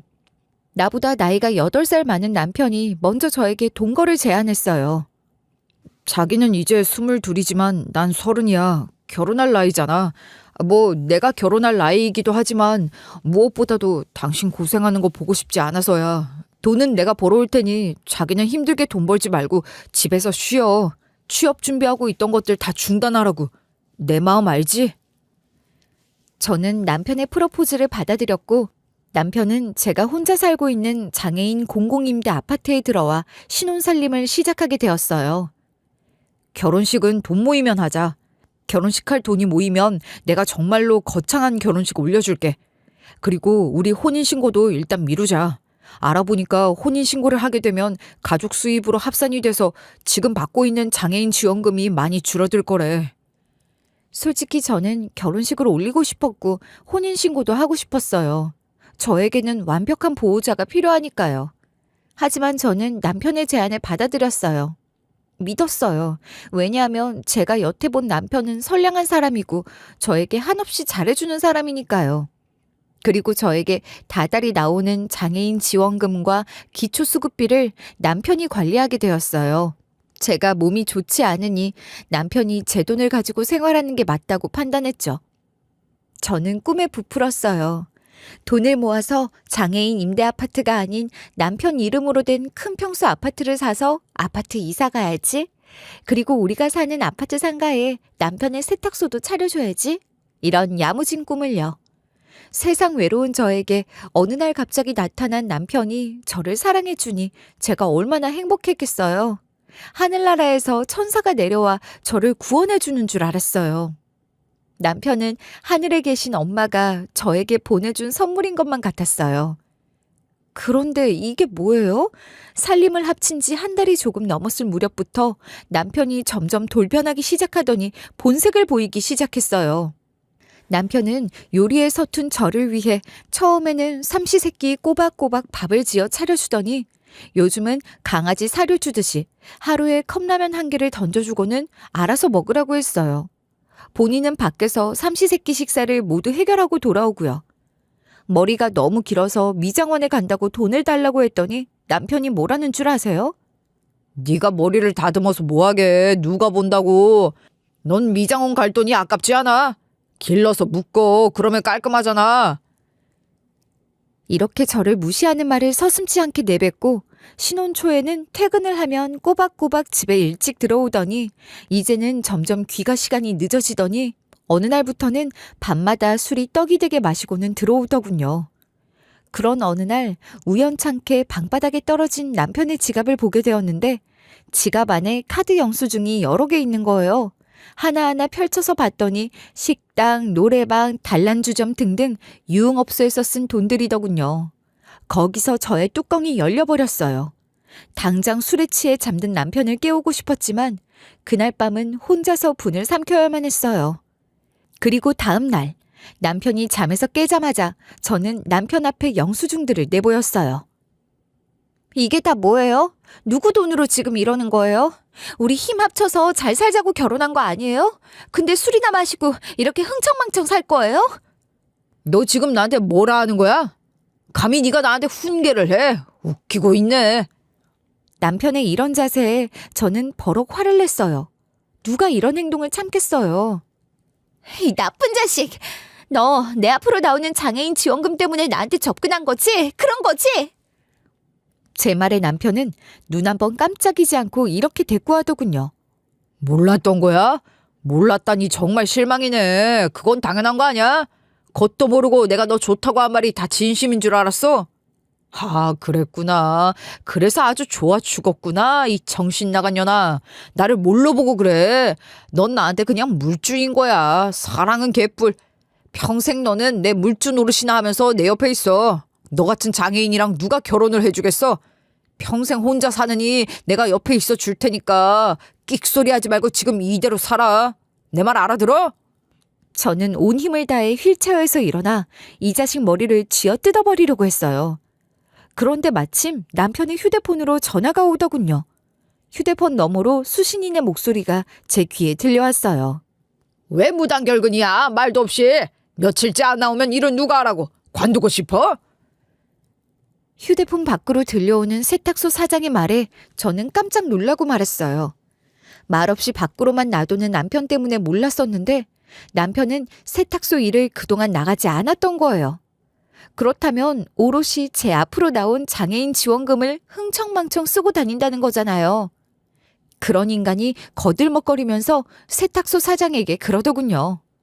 내가 언제까지 당신네 가게에서 시다발이나 할 줄 알았어. 가만히 있어도 우리 마누라가 돈 벌어다 주는데 내가 왜 힘들게 일을 해서 돈을 벌어. 힘들게 말이야. 나 당신네 세탁소 일 앞으로 안 할 거니까 다시는 전화하지 마. 하고 끊더군요. 저는 남편의 이 말을 듣기 전까지만 해도 마음 저편에서는 남편을 설득하고 사정해서 예전처럼 착실한 남편이 되어달라고 부탁하려고 했어요. 그런데 세탁소 사장에게 하는 말을 듣고 여기서 남편과 끝내야겠다는 결심을 하게 됐어요. 확실하더군요. 남편은 저를 한 여자로 봤던 게 아니었어요. 장애인인 저에게 다달이 나오는 지원금을 노리고 저와 결혼을 한 거였어요. 저런 인간에게 내가 완전히 속았네. 이 일을 어떻게 하면 좋을까? 순간 저도 모르게 제 속마음을 내뱉고 말았고 남편이 제 말을 듣고 말았죠. 순간 남편은 저를 비웃듯 바라보았고 빈정대며 얘기를 했어요. 빛나라 너 꿈도 야무지다. 내가 널 진심으로 사랑하는 줄 알았어? 당장의 남편을 이 집에서 쫓아내고 헤어지자는 카드를 꺼내고 싶었지만 남편에게 이 소리를 꺼냈다가는 저를 어떻게든 협박하며 올감해버릴 것 같아서 저는 멈칫했어요. 그리고 많은 생각 끝에 결론을 내렸어요. 취업을 하자고요. 일단 자립하는 것부터가 우선일 것 같았죠. 취직을 해서 자립을 한 뒤 때를 봐서 각자의 길을 가자고 남편에게 헤어지자고 말을 하고 만약 남편이 이혼을 받아들이지 않고 저를 올가맨다면 그땐 장애인 센터든 경찰이든 신고를 해서 도움을 받자고요. 다행히 기회가 좋게도 저는 장애인 전용으로 지원한 콜센터 재택근무에 합격을 하게 되었어요. 제가 일을 해서 소득이 생기면 장애인 지원금이 절반 정도로 줄어들기 때문에 저는 취업 사실을 당장 남편에게 말했어요. 나 콜센터 재택근무 직원으로 합격했어. 다음 주 월요일부터 일해야 해. 하루에 8시간 근무하고 월급은 내 통장으로 들어와. 장애인 수당은 이제 내가 수입이 생기니까 줄어들 거야. 그건 당신이 더 잘 알지? 대신 생활비는 줄게.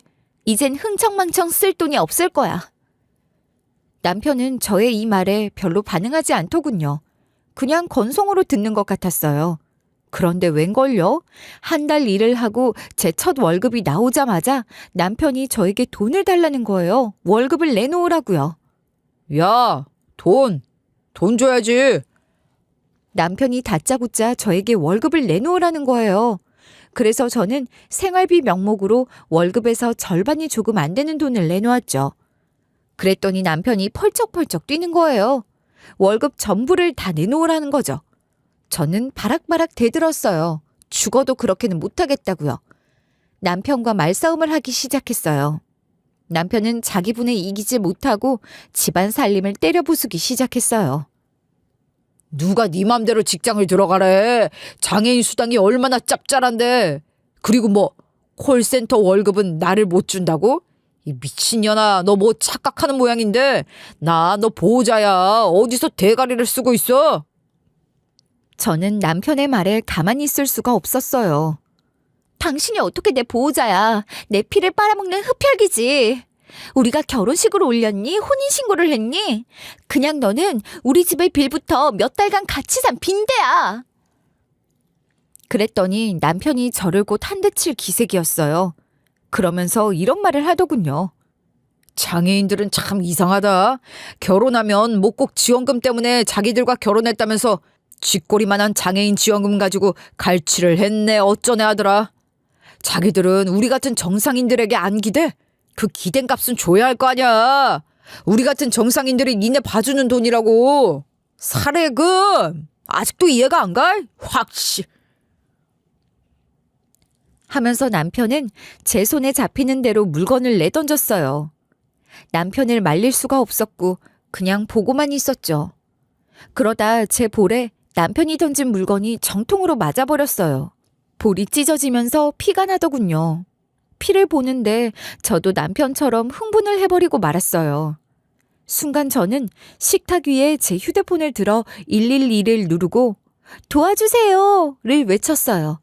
장애인 센터에서 교육받은 대로 저는 새별 아파트 201동 101호예요. 살려주세요. 라고 외쳤어요. 남편이 재빠르게 제 휴대폰을 빼앗았지만 이미 제 목소리는 상대방에게 전달이 되었고 제가 있는 위치도 전송이 되었죠. 저를 구원해줄 사람들을 기다리는데 그 시간이 꼭 10년, 20년은 되는 것 같았어요. 그리고 20분쯤 지났을까요? 현관벨이 울렸어요. 그제야 숨이 쉬어지는 것 같더군요. 인터폰으로 경찰을 확인한 남편은 저를 보고 눈으로 욕을 하더군요. 남편과 저는 경찰서로 가게 되었어요. 사실 저는 앞으로 일어날 모든 일들을 예상하고 있었어요. 언젠가 이런 날이 오면 경찰에 신고를 해서 도움을 받고 이 자식과 끝을 내려고요. 경찰의 도움이 없다면 길이 없을 거라고 생각했죠. 경찰서에 도착했고 경찰의 조사가 시작되었어요. 형사가 제 이름을 부르더군요. 빛나라 씨! 하고요. 형사가 제 이름을 부르길래 저는 네? 라고 대답을 하고 별 생각 없이 형사 목에 걸어진 출입증을 쳐다보았죠. 형사의 이름은 조대진이더군요. 저는 남편과 있었던 모든 말을 하려고 준비하고 있는데 갑자기 조 형사라는 사람이 두 눈을 동그랗게 뜨고서는 제 이름을 재차 확인하는 겁니다. 빛나라 씨? 정말 빛나라 씨 맞으시죠? 제 성과 이름이 특이해서 대부분의 사람들이 두 번 확인하기는 하지만 이 조대진이라는 형사는 대체 무슨 일인지 제 이름을 재차 확인하고서는 침을 꼴깍 삼키고 눈이 동그래졌어요. 조 형사가 재차 저에게 또 물었어요. 빛나라 씨? 정말 빛나라 씨 맞으세요? 왜 그러냐는 눈빛을 보내며 저는 대답했어요. 맞는데요? 제가 빛나라인데요. 왜 그러시죠? 조 형사는 제 말에 답하지 않고 본인이 궁금한 것만 연달아 저에게 물었어요. 개명한 적은 없으시고요. 네, 없습니다. 태어나면서부터 제 이름은 빛나라였습니다. 왜요? 조 형사는 제 물음에 대답하지 않고 이 사건과는 상관없이 본인이 궁금한 것만 물었어요. 혹시 아버지 성함은요? 빈, 성자, 훈자 되시는데요. 왜요? 조 형사는 제 아버지의 이름을 듣더니만 당황하는 거예요. 대체 이게 무슨 일인지 모르겠더군요. 조 형사는 갑자기 조사를 중단하고서 사무실 제일 끝에 있는 다른 형사를 큰 소리로 부르는 거예요. 이명사! 이리 좀 와봐! 당장 와보라고! 이명사가 다가오니 조 형사가 다급하게 이분이 빈 원장님 따님이시래. 이렇게 만날 줄이야 꿈에도 몰랐어. 허허허. 이명사 역시 놀라움을 감추지 못하더군요. 조 형사보다 더 놀란 눈치였어요. 뭐라고요? 정말요? 정말이세요? 이명사는 핸드폰 목록에서 누군가를 찾아서 전화를 하더군요.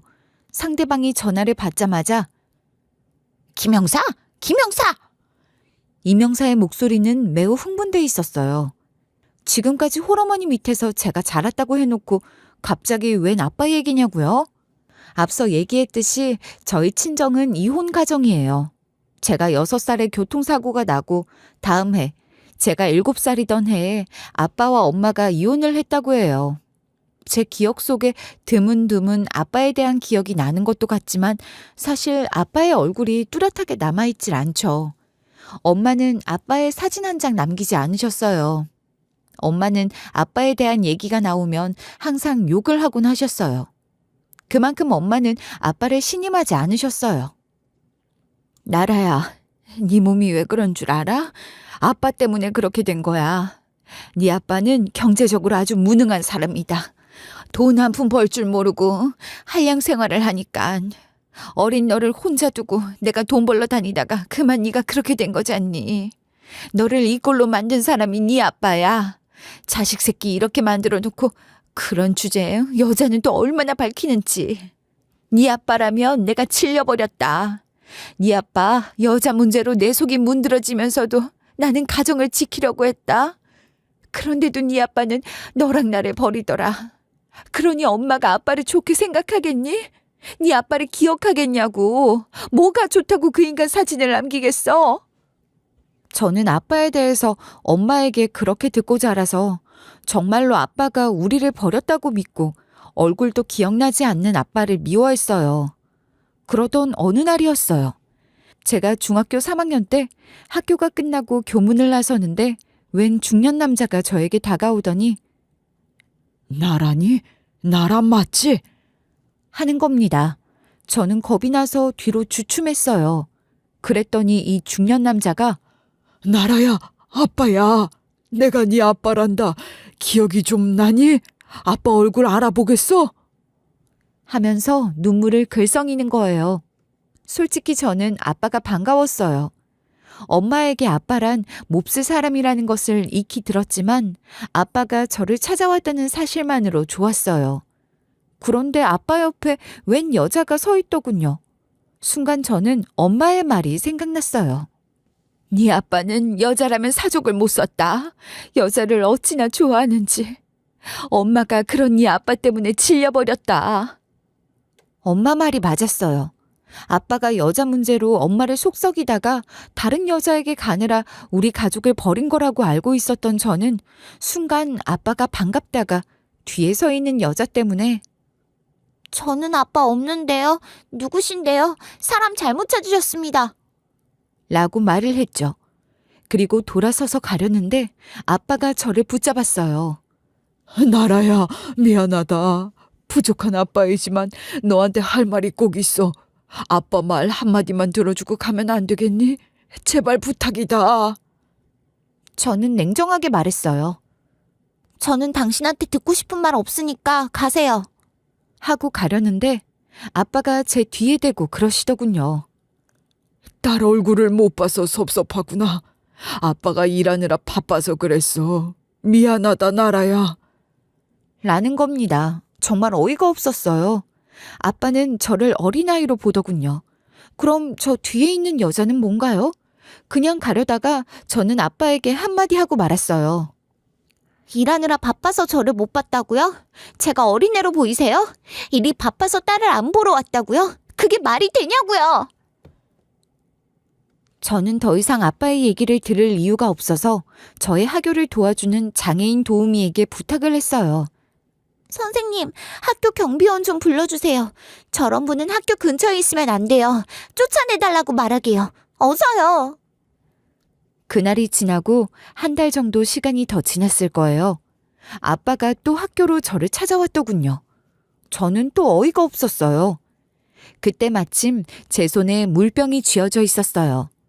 저는 아빠를 보자마자 물병의 물을 아빠의 얼굴에 뿌려버렸어요. 아빠는 얼굴에 뿌려진 물을 손으로 닦으면서 나라야, 미안하다. 아빠가 미안하다. 라고 하더군요. 저는 아빠의 말을 귓등으로도 듣지 않고 한마디 쏘아붙였어요. 쓰레기 같은 사람, 다시는 내 앞에 나타나지 마요. 나한텐 아빠라는 사람은 없다고요. 제 말에 아빠는 풀이 죽은 모습으로 가시더군요. 그런데 그때 아빠의 그 뒷모습이 제 기분을 좀 묘하게 했어요. 아빠를 이해할 수가 없었어요. 가족을 버리고 여자를 따라갔으면서 이제 와서 저를 왜 찾아오는지를요. 그 뒤로도 아빠는 제 휴대폰 번호를 어떻게 알았는지 문자를 여러 차례 보내왔어요. 아빠한테 한 번만 기회를 다오. 아빠 노릇할 수 있게 기회를 다오라고요. 저는 아빠의 문자에 답장을 하지 않았어요. 그러다 몇 달이 지났을까요? 제가 계속해서 아빠의 문자 메시지에 답장을 하지 않자 아빠는 마지막인 듯한 내용의 문자를 보내왔어요. 미안하다 나라야. 더 이상 네 앞에 나타나지 않을게 하고요. 그리고 그 뒤 아빠는 저를 찾아오는 일도 문자를 보내오는 일도 없었죠. 그렇게 시간이 지나 저는 성인이 되었고 아빠라는 존재에 대해서는 생각지도 않고 살았는데 엄마가 죽기 직전에 저에게 그러시더군요. 나라야, 미안하다. 엄마가 너한테 죽을 죄를 지었어. 사실 너네 아빠 나쁜 사람 아니다. 그저 경제적 능력이 부족하고 답답한 사람이었을 뿐이야. 그게 엄마는 그렇게 싫더라. 그런 아빠 때문에 엄마가 고생하고 사니까. 그리고 너 사고 난 게 엄마는 아빠 때문이라고 생각했어. 아빠한테 모든 탓을 돌리고 싶었다. 그래서 너한테 그렇게 얘기한 거야. 엄마는 한동안 눈물을 쏟아내고서는 다시 말을 이어가셨어요. 엄마가 말한 아빠의 여자 문제도 사실이 아니야. 아빠는 총각 시절부터 시설에 다니면서 가끔 봉사활동을 했는데 아빠가 잘해주니까 성인 정신지체 여자아이들이 네 아빠 손을 잡고 심한 아이들은 품에 안기기도 하고 그러더구나. 그런데 엄마 눈에는 그 모습이 그렇게도 꼴보기가 싫더라. 그리고 또 봉사활동을 가면 일반인 여자 봉사자들하고 말 섞는 네 아빠가 그렇게 싫고 말이야. 돌이켜 생각해보면 그때는 엄마가 질투심이 너무 많았어.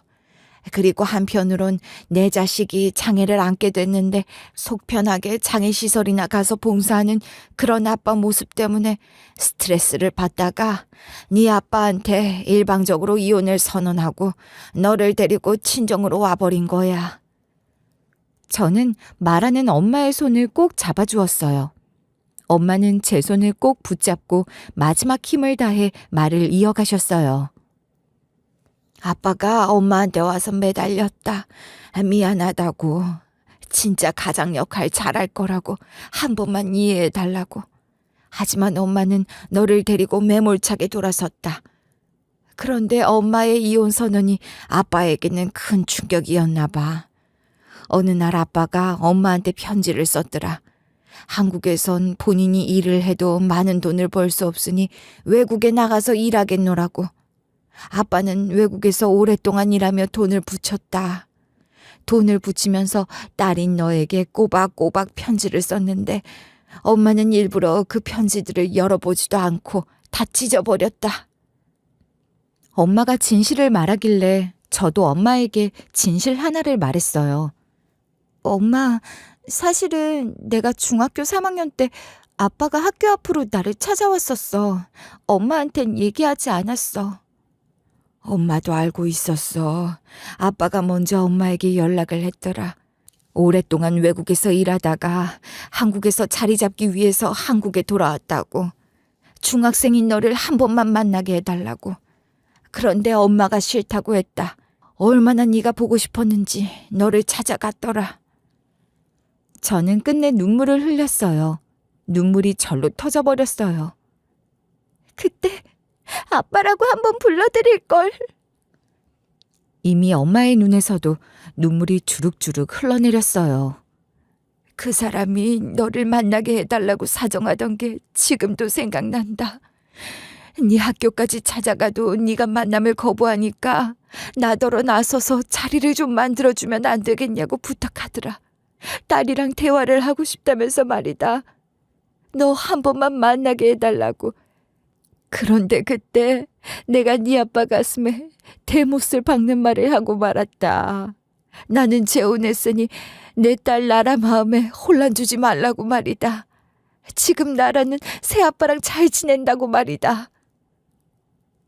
엄마는 제가 중학교 2학년에 올라갈 무렵 그 전부터 만남을 이어가고 있던 새아빠랑 결혼을 했죠. 저는 딱히 새아빠를 잘 따르지도 않고 애초에 사이가 친한 것도 아니었지만 친엄마는 친아빠를 떼어내려고 일부러 저렇게 말한 듯 했어요. 아빠는 알겠다고 말했고 그 뒤로도 한국에 자리 잡고 일하면서도 제가 성인이 될 때까지 양육비를 붙였다고 하시더군요. 엄마, 아빠는 살아계셔? 염치가 없으니 엄마 죽으면 장례식 때 아빠는 부르지 말고 장례식 끝나고 아빠한테 찾아가거라. 엄마의 마지막 부탁이야. 하지만 저는 아빠를 찾아가지 않았어요. 저는 학교에 가족관계 증명서를 제출할 때 아빠 이름을 본 적이 있기 때문에 아빠 이름도 알고 있었고 아빠 주민등록 등본 떼서 어디 사는지 확인해 보면 찾아갈 수도 있었지만 염치가 없어서 찾아가지 않았어요. 자식이 부모에게 쓰레기라고 욕하고 물까지 뿌린 데다가 아빠도 다시 찾아오지 않겠다고 했는데 이제 와서 엄마가 죽었다고 무슨 염치로 장례식장을 오라고 하겠어요. 그리고 아빠 입장에서는 이런 생각도 할 수 있잖아요. 엄마 죽고 아쉬우니까 아빠를 찾는다고요. 그건 제가 너무 속물적인 것 같았어요. 그렇게 아빠와의 만남을 포기하고 있었는데 아이러니하게도 남편과 싸우고 온 경찰서에서 아빠를 만날 기회를 갖게 된 거예요. 제 성이 워낙 특이해서 쉽게 접할 수도 있는 이름도 아니고 심지어는 이름도 흔치 않잖아요. 여기에 아빠 이름까지 동명이인이 될 수 있을까요? 그래서 형사들은 제 이름을 듣고서 아빠 딸이라고 확신을 한 거죠. 아무튼 그런 생각들이 주마등처럼 지나가는데 조 형사님이 저한테 부탁 한 가지만 해도 되냐고 하더군요. 저는 그 부탁이 뭐냐고 물었어요. 그러자 조 형사님께서 조사 중에 이런 말해서 미안하지만 아버님 한 번만 만나주면 안 될까요? 원장님이 딸을 너무 보고 싶어 하세요. 엊그제도 술 한잔 마셨는데 시작부터 헤어질 때까지 딸 얘기뿐이었어요. 나이가 드시니 딸이 더 그리우신가 봐요. 그날 저는 남편과의 사이에서 일어난 일을 조사받고 형사님들의 에스코트를 받으며 아빠를 만나러 갔어요. 남편은 자기도 따라오려고 했지만 형사님들은 어디서 자기 부인을 때리는 놈이 따라오냐면서 으름장을 놓았죠. 남편은 약자인 저에겐 센 척하더니 형사님들이 큰 소리로 얘기하니 바로 찌질이처럼 굴더군요. 그렇게 남편을 떼놓고 아빠를 만나러 갔는데 아빠가 저를 보더니 오열을 하시더군요. 저도 오열하고 말았어요. 저는 너무 죄송해서 아빠의 얼굴을 바로 볼 수가 없었죠. 함께 오신 형사님 세 분도 모두 눈물을 흘리셨어요. 심지어 김 형사님은 무릎을 꿇고 마치 자기 일처럼 생각하며 오열하셨죠. 그렇게 한참의 시간이 지나고 우리는 간단한 저녁 식사를 하러 갔어요. 식사를 하면서 아빠는 그간의 사연들을 쏟아내셨어요. 아빠는 한국에 돌아와 경찰학원 근처에서 고시원을 운영하셨다고 해요. 오늘 만난 이 세 형사님들은 바로 그 아빠가 운영하시던 고시원에서 공부를 하던 경찰 준비생들이었다고 해요. 당시 보통의 고시원에서는 고시생들에게 밥과 김치만 챙겨주고 나머지 반찬은 알아서 챙겨 먹으라며 신경도 쓰지 않았는데 아빠는 고시생들을 위해서 김치 말고도 2-3가지의 반찬을 항상 더 준비해뒀다가 고시생들에게 나눠주고 그 밖에도 학생들의 편의를 잘 봐줬다고 해요. 3명의 형사님들은 술잔을 기울이며 시간 가는 줄도 모르고 쌓인 얘기들을 주고받았어요. 임 형사님의 경우에는 고향 형편이 어려워서 월세가 6달 밀린 적이 있었는데 아빠가 이해를 해주시더래요. 또 김 형사님은 아버지가 노름을 하시는 분이셨는데 어느 날 노름돈을 내놓으라고 아들이 있는 고시원까지 쫓아와서 회방을 놓았다고 해요. 한두 번도 아니고 시도 때도 없이 찾아와서 말이죠. 그럴 때마다 아빠가 김 형사님을 숨겨주었다고 해요. 그러다 한 번은 김 형사님이 학원을 다녀오는 길에 노름하는 아빠한테 걸려서 죽을 만큼 맞았다고 해요. 그런 김 형사님을 아빠가 병원에 업고 가서 치료를 받게 해줬다고 해요.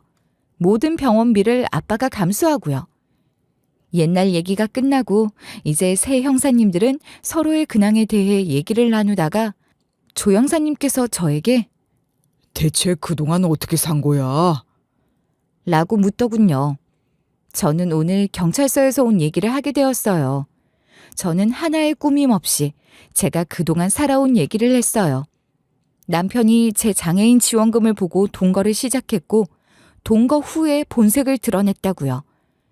제 말에 형사님들은 분노했고 내일부터 남편의 행실을 샅샅이 조사하겠다고 하더군요. 그리고 오늘 사건은 이미 폭행죄로 신고가 접수되었다고 하더군요. 형사님들은 가정폭력으로 신고하기엔 혼인신고도 안 했고 만약 사실혼이 인정되어 버리면 제가 받았던 장애인 혜택이 부정수급이 될 가능성이 있다고 했어요. 사실혼 관계를 숨기고 지원을 받을 경우 다시 환수 조치를 하거나 저에게도 처벌이 내려질 수 있기 때문이라고 하더군요. 그래서 남편이 저를 괴롭힌 혐의로 조사에 들어갈 거라고 하더군요. 형사님들은 남편이 일했던 세탁소 인근을 돌며 남편이 어떤 사람인지 조사를 시작했어요. 온 동네를 돌아다니면서 남편의 트집거리들을 찾아다녔죠. 남편이 평소 자주 가던 노래방과 단란주점 등의 CCTV도 다 확인하고요. 그런데 정말 재미있더군요. 남편의 행실을 싹 다 터는데 남편이 깊은 밤 노상방뇨한 것, 술 취해 길을 가다가 옆을 지나는 노인에게 침뱉은 장면이 CCTV에 고스란히 잡혀 있는가 하면 심지어는 목욕탕에서 남편이 은근슬쩍 수건이나 치약, 화장품을 훔치다가 주인에게 걸려서 물건값에 배나 되는 돈을 물어주고 망신을 당했던 소문까지도 듣게 되었죠. 세 분의 경찰은 시민들에게 남편을 신고해야 한다고 말했어요. 그렇게 남편의 사소한 죄 하나하나를 차곡차곡 쌓아갔죠. 그리고 남편의 가장 큰 죄는 장애인인 저에게 신체적인 억압을 행사하고 제 돈을 갈취한 거죠. 그 내역까지도 세 분의 경찰은 꼼꼼하게 조사를 해주었어요. 저는 남편의 죄목이 쌓일 수 있게 그간의 모든 일들을 아주 세세한 것까지도 말을 했어요. 동거인으로 살면서 장애인이 누리는 혜택을 갈취했던 사실은 그 누구보다도 제가 잘 알고 있는데 이번 조사를 통해서 남편이 저 몰래 신분증과 인감 가져가 제 명의로 대출까지 받은 내역이 밝혀졌죠. 만약 이 세 분의 경찰을 만나지 않았더라면 저는 대출받은 돈을 갚지 않은 죄로 지금쯤 감옥에 가 있었을 거예요. 남편이 저를 찾아왔더군요. 남편은 경찰에서 자신을 조사한 걸 모르고 있죠. 저는 남편을 보자마자 대출과 관련된 일을 얘기했어요. 세상에, 내 명의로 대출을 받았더라? 어떻게 그럴 수가 있지? 네가 그러고도 사람이야? 남편은 얼굴색 하나도 변하지 않고 이렇게 답을 하더군요. 부부 좋다는 게 뭐냐? 다 그렇게 서로를 돕고 사는 거지. 안 그래? 그리고 누가 그냥 달래? 빌려달라고, 갚는다니까. 너 지금 꼴랑 이 돈 좀 내가 네 이름으로 대출 받았다고 나 무시하는 거야? 니까짓 게? 정말 어이가 없다. 남편의 말에 저는 어이가 없더군요. 이럴 때만 남편은 부부라는 말을 하죠. 부부? 우리가 부부였었나? 당신이 나를 언제 아내로 생각했었어? 난 몰랐네. 당신이 나를 아내로 끔찍하게 생각하는 줄. 당신 입으로 그랬잖아. 나는 물주라고. 그래서 나는 내가 당신의 물주인 줄만 알았는데. 아차! 그러고 보니 당신 저번에 그러지 않았나? 내 장애인 지원금 때문에 나랑 결혼한 거라고? 아내라고 생각한 적 없다고? 그러자 적반하장도 유분수지 제 말에 남편이 버럭 화를 내는 겁니다. 내가 언제 그런 말을 했다고 그래? 했다면 내가 술 취해서 본심도 아닌 말에 짓거린 거겠지. 아, 맞아. 생각해보니까 나 술 마신다고 네가 먼저 바가지 긁었잖아. 그러니까 내가 홧김에 그런 거지. 잘 생각해봐. 남편은 제 눈을 깊이 들여다보더군요. 자신의 말에 동요를 해달라고요. 하지만 저는 속지 않았어요. 더 이상은 저 인간의 말에 놀아나고 싶지 않았어요. 세 분의 경찰 조사로 결국 남편은 준사기와 장애인 복지법 위반 혐의로 고소를 당해 법원으로 넘겨지게 되었죠. 저는 살고 있던 장애인 임대 아파트를 정리하고 아빠 집으로 거처를 옮겼어요. 재판을 앞둔 어느 날이었어요. 남편이 저를 찾아왔더군요. 나라야, 솔직히 나 너 많이 사랑했다. 너는 그거 모르지? 아마 알아도 지금은 모른다고 말할 거야. 그리고 솔직히 말해서 처음부터 내가 그런 건 아니었어. 우연찮게 네 통장에 장애인 수당과 기초생활수급비가 들어온 걸 보고 내 눈이 뒤집힌 거야. 그러니까 제발 내가 감옥 가는 일만 없게 경찰에 말 좀 잘해줘. 뭐라고? 끝까지 당신은 솔직하지 못하구나. 난 다 알아. 당신은 내 통장을 우연히 본 게 아니야. 먼저 나에게 통장을 보여달라고 했어. 작정하고 덤빈 거야. 통장의 액수를 확인하더니 나한테 더 잘해주더라. 넌 나를 진짜 바보로 보는구나. 방금 네가 한 말 다 녹음했어. 너 거짓말한 죄까지 추가 고소 당할래? 세상 할 짓이 없어서 장애인 등골을 빼먹으려고 하니? 너 같은 놈은 감방에서 썩어야 해. 네 죄를 세상에 까발려서 경각심을 줘야 해. 제 말에 남편이 저를 한 대 치려고 하더군요. 순간 아빠와 조 형사가 문을 열고 들어오셨죠. 아빠는 남편을 보고 화를 내셨어요. 지금 이게 뭐 하는 짓이야? 보호자도 없는 집에 왜 함부로 들어오고 그래? 스토커로 고소장 하나 더 날아가게 해줄까? 천하의 못된 쓰레기가 누군 줄 알아? 약자 보호할 줄 모르는 인간들이야. 너 같은 인간들은 콩밥 좀 많이 먹고 정신 차려야 해. 조 형사님은 죄목을 늘려 형을 더 살게 하려고 남편이 어떻게 아빠 집에 들어왔는지부터 꼼꼼하게 조사하기 시작했어요. 남편은 그게 아니라고 했지만 조 형사님은 조사를 시작했죠. 결국 남편은 실형을 받고 지금은 교도소에서 지내고 있죠. 알고 보니 남편은 엄마가 장애인이었다는 것도 부모님이 돌아가셨다는 것도 다 거짓말이었더군요. 남편 부모님은 시골에서 농사를 짓고 계시는 촌노였어요.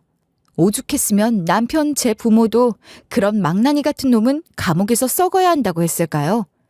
남편은 저에게 끝까지 자신은 죄가 없다고 하더니 수감되기 직전에 저에게 용서를 구하더군요. 미안해, 나라야. 너 나 알잖아. 내가 본심은 나쁜 사람이 아니라는 거. 한 번만 용서해주면 안 되겠니? 다시 너랑 시작해서 나 잘할게. 네가 하라는 대로 다 할게. 감옥 가는 것만 피하게 해줘. 나 무서워. 감옥 처음 간단 말이야. 제발, 나라야. 라고 하면서 남편은 펑펑 눈물을 쏟아내더군요. 저는 그런 남편 앞에서 콧방귀를 뀌었어요. 당신 지금 연기하는 거야? 애걸복걸한다고. 당신 지금 연기하는 거야? 애걸복걸한다고 자기 죄가 없어져? 당신은 나한테만 죄를 지은 게 아니라 다른 사람들에게도 죄를 지은 게 한두 가지가 아니야. 그러니까 반드시 콩만 먹어야 한다고. 내 마음은 안 변하니까 시간 낭비하지 말고 잘 살아. 다시는 내 이름 네 더러운 입으로 부르지 마. 한 번만 더 내 이름 부르면 그땐 더한 죄도 씌워버릴 테니까. 그렇게 남편에게 얘기를 하고도 제 화가 풀리지 않더군요. 사람에게 속았다는 게 이렇게 분할 수가 없더군요. 아빠는 고시원을 아직도 운영 중이세요. 고시원 5층은 아빠의 생활 공간이고요. 아빠는 고시원 5층을 제가 생활하기 쉽게 개조해 주었어요. 휠체어가 드나들 수 있게요.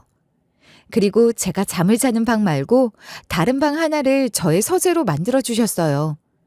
콜센터 일을 할 때 사용하는 공간으로 쓰라고요.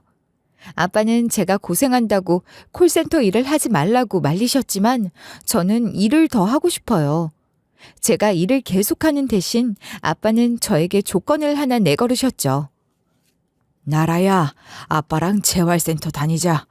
나라가 일어설 수 있다는 기적을 바라는 게 아니라 사는 동안 건강하게 살자. 아빠는 우리 딸이랑 건강하게 아주 오래오래 살고 싶다. 그래서 아빠와 저는 운동을 시작했어요. 저는 하루 2시간 재활센터에 다니고 아빠는 근처의 헬스센터를 다니시죠. 남편 잘못 만나 한때 힘든 시간을 보냈지만 생각해보면 남편 때문에 저는 아빠를 만날 수 있었어요. 그리고 아빠에 대한 오해를 풀 수 있는 아주 소중한 기회였죠. 지금의 행복이 남편과 보냈던 힘든 시간의 보상이라고 생각해요. 저는 장애를 가지고 있지만 앞으로 더 건강하게 살아갈 거예요. 몸도 마음도요. 그리고 아빠와 저는 운동뿐만 아니라 앞으로 봉사활동을 하기로 약속했어요. 저처럼 힘든 생활을 하고 있는 장애인들에게 작은 도움이라도 주기 위해서요. 이제 그만 글을 줄이겠습니다. 기회가 되면 또 사연 보낼게요. 끝까지 들어주셔서 감사합니다.